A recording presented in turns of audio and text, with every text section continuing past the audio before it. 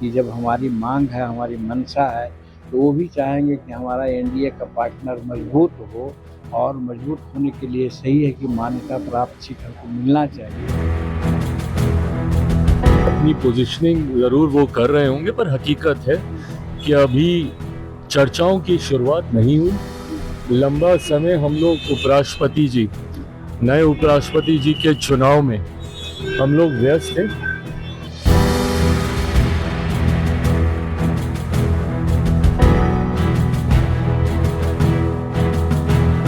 जी हाँ दोस्तों, मोदी के मंत्री की अमित शाह को धमकी, 15 सीटें नहीं दी तो 100 पे हराऊंगा। उधर जेपी नड्डा मीटिंग छोड़ के भागे। बीजेपी में हड़कंप, क्या एनडीए अब खुद एनडीए को एनडीए ही हराएगा? पूरी खबर आगे आपको बताएंगे। उससे पहले आपको नमस्ते। आपने देखना शुरू कर दिया है राजनीति बिहार का विशेष सेगमेंट खबर और विश्लेषण। मैं हूं आपके साथ यासूब रजा।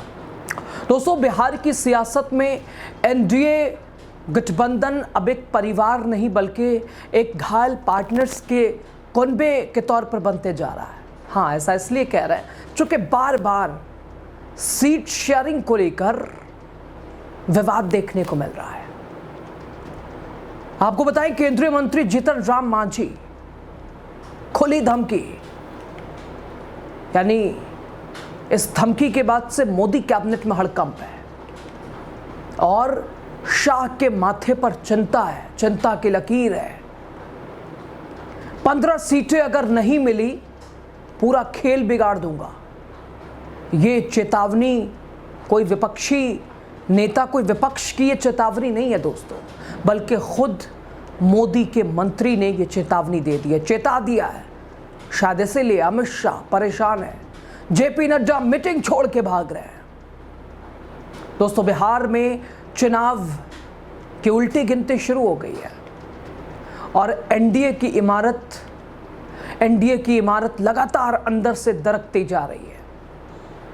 केंद्रीय मंत्री और हम पार्टी के संस्थापक जीतन राम मांझी खुलकर अमित शाह और बीजेपी नेतृत्व को उन्होंने ललकार दिया है।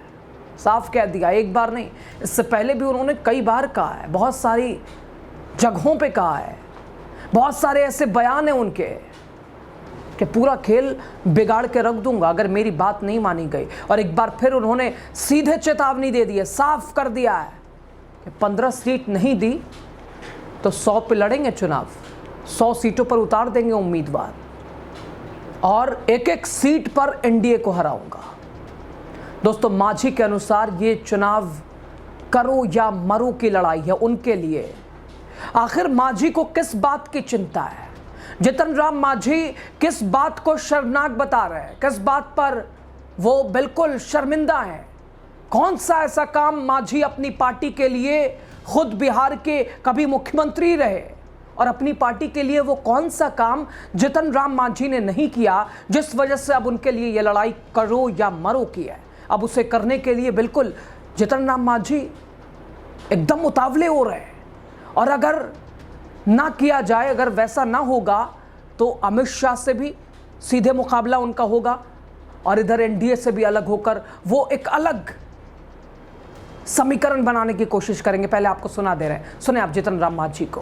अगर 20 नहीं मिलता तो 100 पे क्या चुनाव लड़ेंगे, इस तरह की बात न्यूज में आ रही है।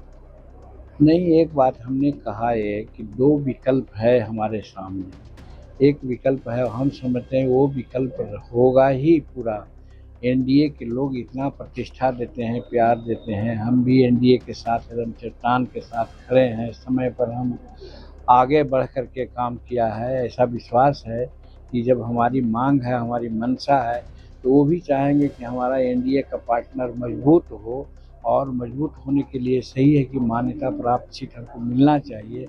इसलिए हमने कहा कि हमको पहला तो यही है कि सीट उतना मान्यता प्राप्त होने लायक सीट मिल जाएगी, और दूसरा विकल्प हमने बताया कि दूसरा विकल्प ये हो सकता है कि हम 100 सीट पर लड़ें, हर सीट पर 10,000, 5,000, 20,000 वोट ला के 6% वोट हम ले आवें, तब मान्यता प्राप्त हो सकती है।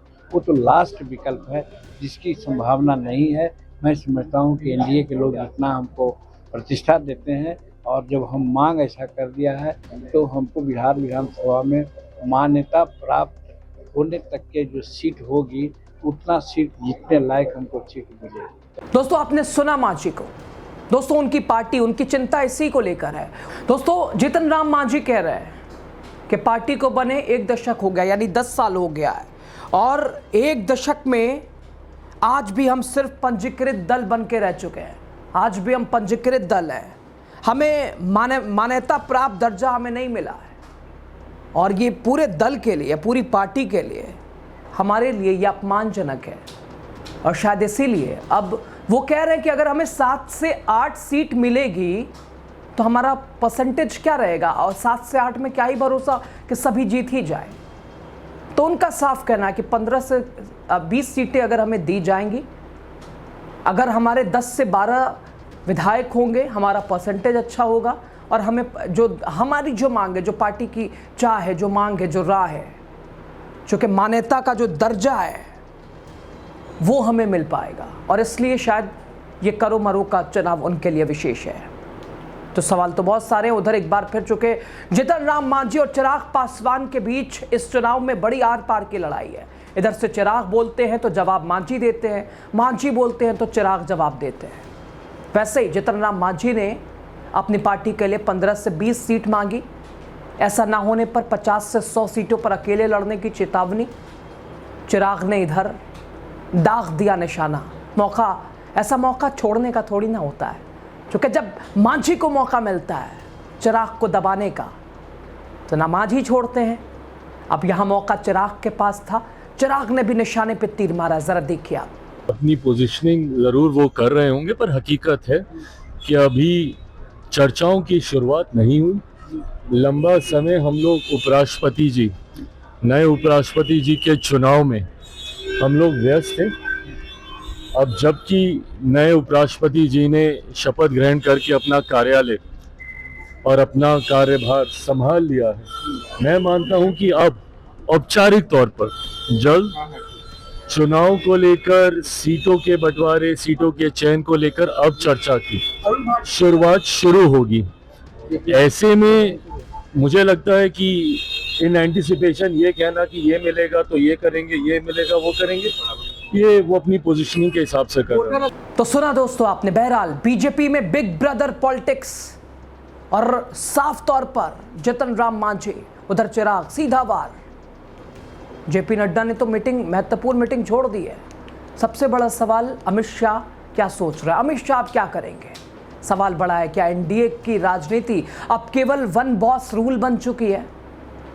क्या दलित नेताओं को सिर्फ चेहरा बनाकर दरकिनार किया जा रहा है? ये बड़ा तबका कह रहा है। और अगर मांझी जैसे सहयोगी खुलकर हराने की धमकी दे रहे हैं, तो बिहार में एनडीए की जीत की उम्मीद बिल्कुल इसमें दम नहीं दिखाई देती है। दोस्तों जवाब किसी के पास नहीं है, मगर इशारा साफ है। 2025 में एनडीए का कुनबा बिखर सकता है, जिसका उदाहरण हर दिन देखने को मिल रहा है। लाख दावे कि भाई हम एकजुट हैं, सभी एक दूसरे के साथ हैं, और जो फैसला होगा मोदी, अमित शाह जो चाहेंगे, नीतीश जो चाहेंगे वही होगा। लेकिन यहाँ मामला कुछ और है। मांझी ने इशारा कर दिया है, चिराग ने इशारे पे मोहर लगा दी है। खबर पे आपकी राय ज़रूरी है, अपनी राय दीजिएगा। लास्ट तक आप बने रहे, आपका शुक्रिया।